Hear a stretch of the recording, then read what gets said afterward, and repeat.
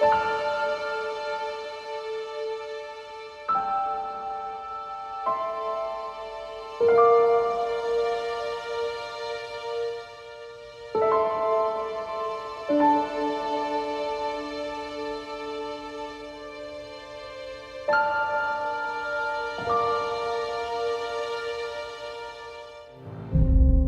jamais rêvé d'être un héros.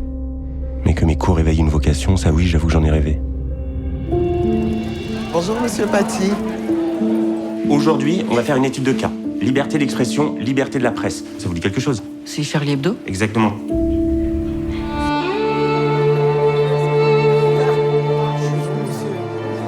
Omar, ça va? Comment ça se passe la troisième?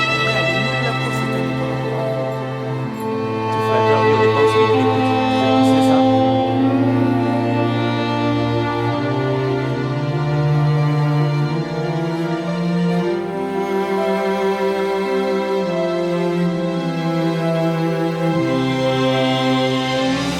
Moi, je n'ai pas voulu réhabiliter Samuel Paty, j'ai pas voulu lui rendre hommage, j'ai voulu raconter son histoire.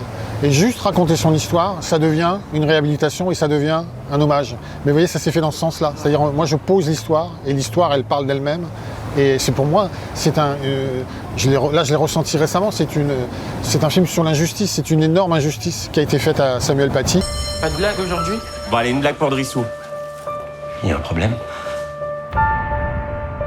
Je viens de revoir la vidéo, les vues arrêtent pas d'augmenter. Elle est mensongère, elle donne clairement le nom du collège et de Monsieur Paty. Il faut la faire supprimer. Pour moi, c'est vrai que je milite un petit peu depuis le départ à le réhabiliter.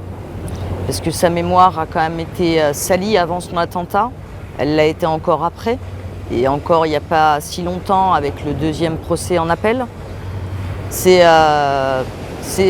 dire un peu à tout le monde, vous voyez, c'est pas vous qui avez raison. Donc on s'est centré effectivement, je dirais, sur le mensonge, sur l'engrenage, sur la rumeur, sur le fait que ça parte sur les réseaux sociaux et après effectivement sur les failles du système qui n'a pas réussi à endiguer qu'un attentat puisse arriver envers un professeur.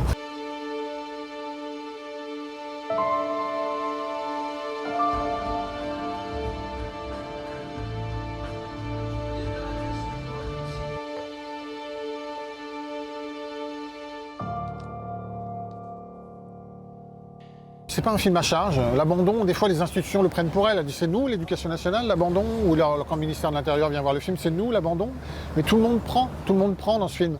Et c'est normal, parce que c'est factuel, c'est comme ça, c'est plein d'erreurs, plein de petites erreurs partout. Et on cherche pas un coupable, on cherche juste à ce que ça ne se renouvelle pas. Ça s'est pas passé comme ça. Bachira, elle a menti.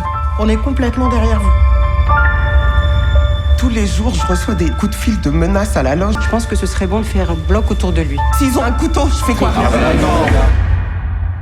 Bon, il n'y a aucune raison de paniquer.